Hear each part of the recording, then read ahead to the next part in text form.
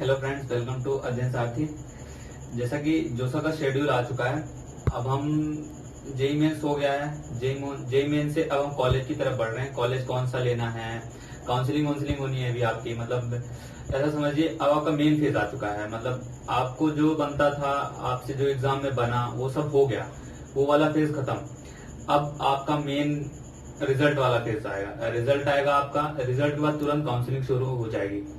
अब जोसा ने बिल्कुल 2 पेज की पीडीएफ है, आप जोसा की साइट पे जाके चेक कर सकते हैं। उसमें से मैं आपको कुछ इंपॉर्टेंट डेट्स बताने वाला हूँ, और आगे भी उन इंपॉर्टेंट डेट्स और जोसा की आगे काउंसलिंग प्रोसीजर से जुड़े रहने के लिए आप हमारे चैनल को जरूर सब्सक्राइब करिएगा। हम जोसा पे बिल्कुल फुल आपके साथ रहने वाले हैं, तो आप बिल्कुल इसको मिस नहीं करिएगा। तो हम देखते हैं अब जोसा के कुछ इंपॉर्टेंट डेट्स और जोसा ने क्या क्या बताया कि किस तारीख के बीच में क्या क्या होने वाला है। तो अब हम इसको देखेंगे।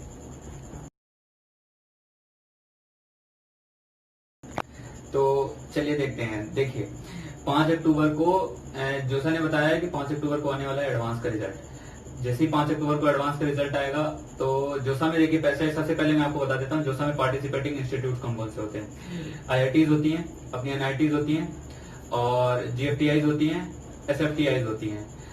तो जीएफटीआई मतलब गवर्नमेंट फंडेड टेक्निकल इंस्टीट्यूट, एसएफटीआई मतलब सेल्फ फंडेड टेक्निकल इंस्टीट्यूट। ये मतलब इनके पास चॉइसेस होती हैं कि ये जोसा के थ्रू अपने कॉलेज में एडमिशन लेंगी, जोसा काउंसलिंग के थ्रू, या ये अपना सेपरेट करा सकती है। लेकिन ये कुछ इंस्टीट्यूट्स हैं एसएफटीआई और जीएफटीआई जो कि जोसा के थ्रू करना प्रेफर करती हैं, तो वो सब जोसा के थ्रू ही एडमिशन लेती हैं।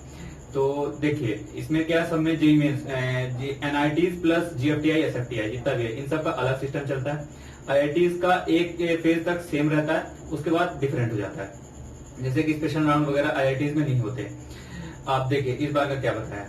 आईआईटी नहीं होता है, 5 अक्टूबर को आएगा रिजल्ट, 6 अक्टूबर से हो जाएगी रजिस्ट्रेशन स्टार्ट। आपको रजिस्ट्रेशन 6 अक्टूबर से स्टार्ट होगा, और रजिस्ट्रेशन के बाद आपको करना चॉइस फिलिंग। चॉइस फिलिंग जैसे कि अगर आपने जेई एडवांस क्वालिफाई किया प्लस जेई मेंस क्वालिफाई हो तो ऑब्वियस है। अगर जेई एडवांस आपका क्वालिफाइड है तो आपको मिलेंगे आईआईटीज के सारी ब्रांचेस, ये सब ऑप्शन चॉइस फिलिंग में मिलेंगे। अगर आपने जेई एडवांस क्वालिफाई नहीं किया है, तब आपको केवल एनआईटीज, जीएफटीआई और एसएफटीआई एज अ ऑप्शन मिलेंगे, इनकी सारी ब्रांचेस।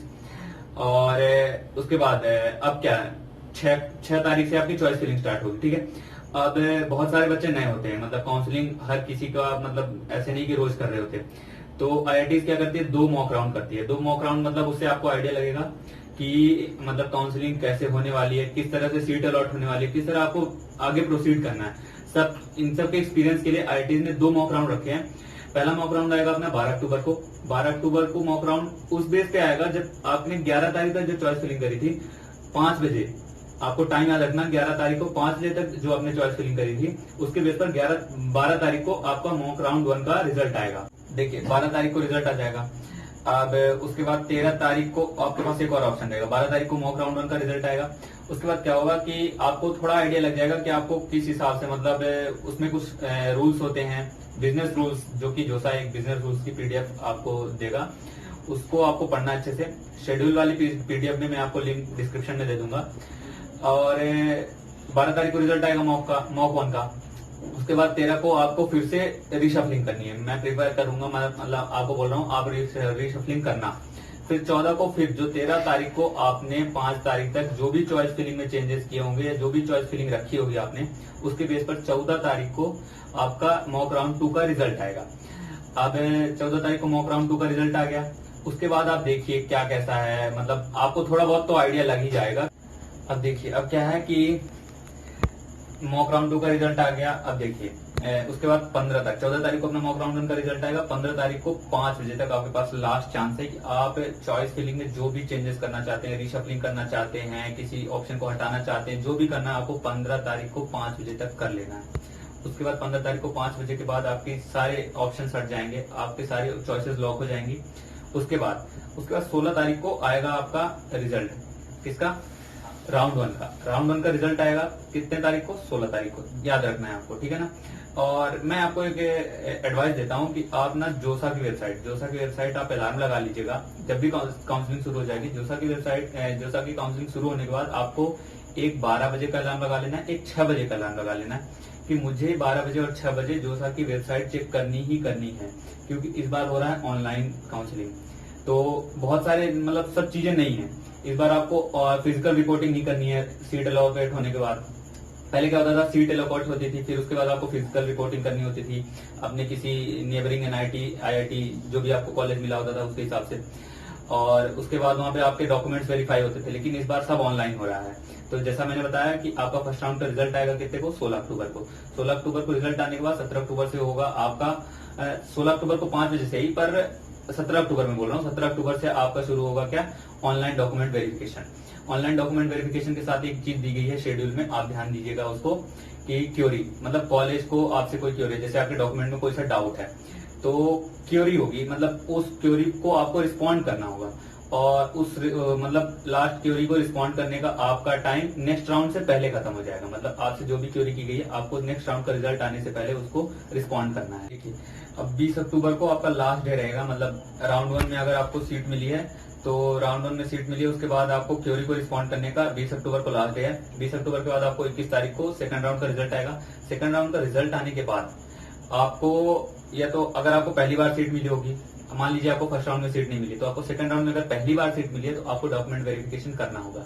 अगर आपको पहले सीट मिली है, कुछ अपग्रेड हुआ है, कुछ भी हुआ है, तो फिर आपको डॉक्यूमेंट वेरिफिकेशन की जरूरत नहीं है, वहां पे आपको बस सीट अपग्रेड हुई है, उससे ज्यादा कोई टेंशन नहीं। एक बार आपका डॉक्यूमेंट वेरिफिकेशन होगा जब भी आपको पहली बार सीट मिलेगी, ये आपको ध्यान रखना है। और उसके बाद जैसे 21 तारीख को रिजल्ट आया, अब 21 तारीख के बाद 22 से 24 तक के बीच में, मतलब जिन बच्चों को लग रहा है कि मुझे जोसा से कोई सीट नहीं मिलने वाली, जिनके नंबर बहुत ही कम है, तो और या फिर जिनको ड्रॉप देना है कि मुझे इस बार अच्छी नहीं मिलेगी, तो फिर वो क्या करेंगे, अपनी सीट विड्रॉ कर लेंगे। तो विड्रॉ हो जाएगा सीट 22 से 24 के बीच में। फिर 26 को आएगा आपका राउंड 3 का रिजल्ट। तो राउंड 3 में भी यही सेम प्रोसीजर, मतलब प्रोसीजर सेम रहने वाला है आपका।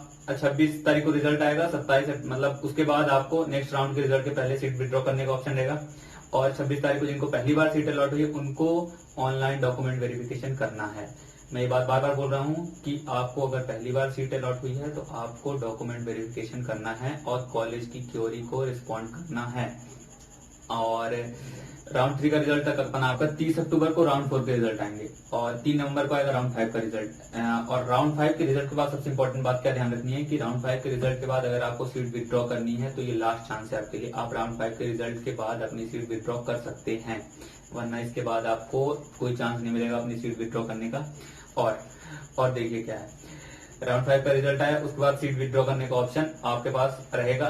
फिर जैसे ही राउंड 6 का रिजल्ट आएगा वो ऑप्शन आपके पास से हट जाएगा। अब देखिए यहाँ पे क्या है कि 4 से 6 नवंबर आपका लास्ट डेट है सीट विड्रॉल का, और 7 नवंबर राउंड 6 का रिजल्ट आएगा। ठीक है, और वो आईआईटीज के लिए फाइनल राउंड रहेगा। आईआईटीज में कोई स्पेशल राउंड नहीं होता है, एनआईटीज में एक स्पेशल राउंड होता है, वो जोसा नहीं कराता है। जो कौन कराता है, सीसैप कराता है। उसकी डिटेल्स आपको सीसैप देगा। ठीक है, आपको जोसा पे उसकी डिटेल्स नहीं मिलेंगी। और मतलब जो स्पेशल राउंड रहता है ना, जिनके जेईई से मार्क्स थोड़ा कम है या ऑन एन एवरेज है, तो उनके लिए बहुत ही मिरेकल राउंड आप समझ लीजिए। उस पर मैं एक वीडियो बनाऊंगा, आप जरूर देखिएगा। और बाकी आईआईटीज के लिए काउंसलिंग यहाँ पे खत्म हो जाती है 6 राउंड तक। और इसके बाद आपको मतलब आईआईटीज में, ये आईआईटीज पर डिफर करेगा। फिर जैसे आपको कोई सा कॉलेज अलॉट हो गया, आप उस कॉलेज की वेबसाइट रेगुलर विजिट करिएगा, साथ में जोसा की वेबसाइट बिल्कुल रेगुलर विजिट करिएगा। तो उसमें आईआईटीज क्या कर सकते हैं, इसमें ऑप्शन रखा है कि राउंड 6 के अलॉटमेंट के बाद आपका आईआईटी तो फाइनल हो जाएगा। अगर आपको आईआईटी मिला है तो कौन सा आईआईटी मिला, कौन सी ब्रांच मिली, ये फाइनल है। अब आईआईटीज में आप कोई किसी भी ब्रांच के लिए अपग्रेडेशन वगैरह कुछ भी नहीं हो सकता, जो मिल गया वो फाइनल है। तो अब आईआईटीज में आपको फिजिकल रिपोर्टिंग भी करनी पड़ सकती है। एनआईटीज में भी ये केस है कि आपको जो फाइनल एनआईटी मिल चुकी है उसमें आपको फिजिकल रिपोर्टिंग करनी पड़ सकती है। लेकिन इन केस अगर ऐसा पॉसिबल नहीं हुआ किसी कंडीशन की वजह से, तो फिर आप उसको ऑनलाइन रिपोर्टिंग कर सकते हैं। बाकी फिजिकल रिपोर्टिंग का लिखा हुआ है, अभी वो वहां पे कोई क्लियर नहीं है कि फिजिकल रिपोर्टिंग करनी ही है या नहीं करनी है, ऐसा कुछ नहीं है। अगर करनी भी पड़ सकती है, नहीं भी करनी पड़ सकती है, तो उसके लिए आप तैयार रहें। और कुछ पॉइंट्स मैं आपको बताना चाहूंगा कि आप जोसा की वेबसाइट रेगुलर विजिट करते रहे। ठीक है, जोसा ने सीधे सीधे बोला, मैंने आपको बताया था ना 4 से 6 नवंबर के बीच में आपका मतलब 5th राउंड से 6th राउंड के बीच में जो टाइम है, उस टाइम पे आप मतलब आपको सीट विड्रॉ करनी है तो आपके लिए लास्ट चांस है। उसके बाद सीट विड्रॉ नहीं होगी। तो आपको अगर एनआईटी आईआईटी कुछ भी नहीं मिल रहा है तो आप अपनी सीट विड्रॉ करिए, आप नेक्स्ट अटेम्प्ट करिए, या फिर नहीं हुआ कोई बात नहीं, हताश नहीं होना है।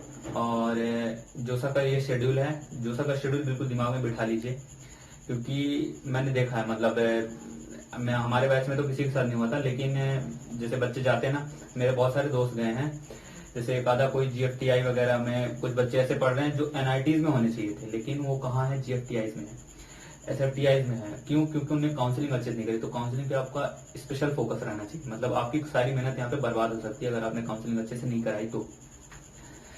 और काउंसलिंग के चॉइस फिलिंग के बारे में फिर जब काउंसलिंग शुरू होगी तब अपन वीडियो बनाएंगे, तो उसके लिए आप हमारे चैनल से जरूर अपडेटेड रहें और जोसा की वेबसाइट जरूर जरूर जरूर विजिट करते रहें। तो चलिए, तब तक के लिए अलविदा।